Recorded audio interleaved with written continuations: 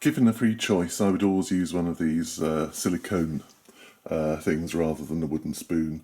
The wooden spoon, stuff just gets absorbed into it, it's difficult to wash. This, you wash it, it's clean, it's ready to go the next time. The pan then, a nice little pan. I'll turn on the heat straight away.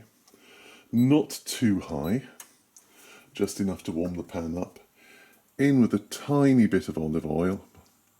Olive oil is my preference. I mean, you can use vegetable oil if you want. But I only ever have olive oil around the place. You can do just a bit of pouring and tilting of the pan, move the oil around like that.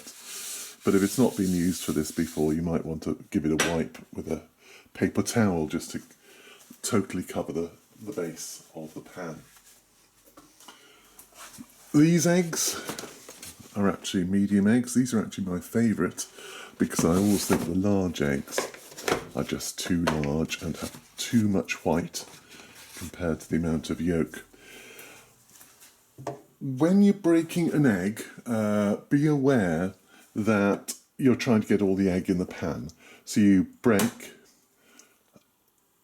the egg open, put your thumbs in, and just pull the shell apart above the pan like that. Break, pull the egg apart into the pan like that. And there's 2 eggs. 2 lovely eggs, and they're starting to cook. We'll turn it up a bit now. And straight away, we'll start to just break up the structure a bit.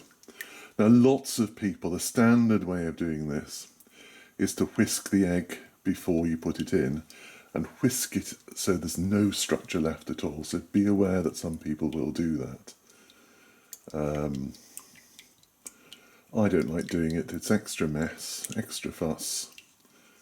And you lose the structure of the egg, which I like. I like to be aware that it is an egg and not just some bland other thing. So that's starting to cook, starting to go white. Going to add a little bit of salt and pepper because that's the way Granny likes them.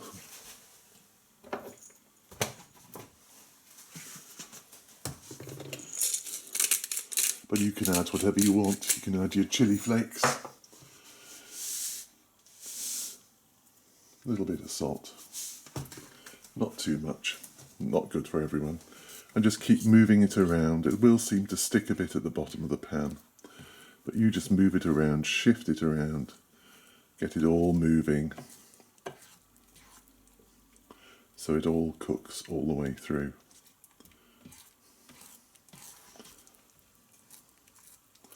There's a point where you have to stop the moving, but that's when it's at the edge of being completely solid. Your last prod around, mine is coming soon now, is when the stuff is almost all solid. Because the liquid sticks together, but the solid won't actually adhere to something else. So there we are. This is it. This is the end of my being able to move this stuff around. Just smooth it all down. If you have got a hole in it, don't worry. It's not the end of the world. And that now just gets a little time. I'm just loosening at the edges, scraping it all in at the edges, so it's easier for me in a while. So you can see there's little bits of liquid still there. I'll spread those around a bit, make it an even thickness.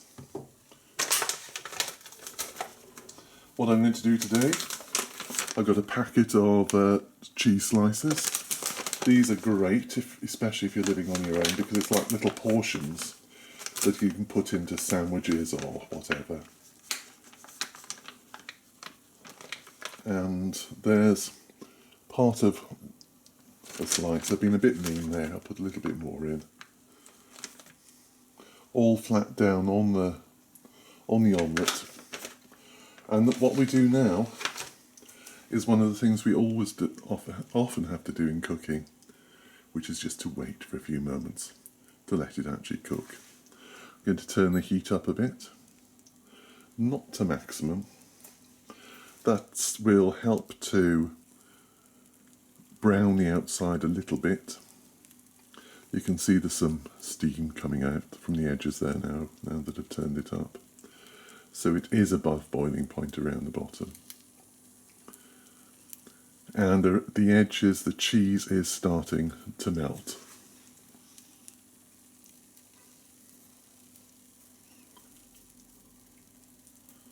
Just about there, I think. So what we do now is we just fold it over, and wherever you put the cheese, you fold. I put the cheese on one half there, you'll see, because I'm going to fold that other half over onto the cheese, like that. Nicely browned at the top there. Plate ready, and just slides or tips out. I'm going to tip onto the plate, ready for you to eat.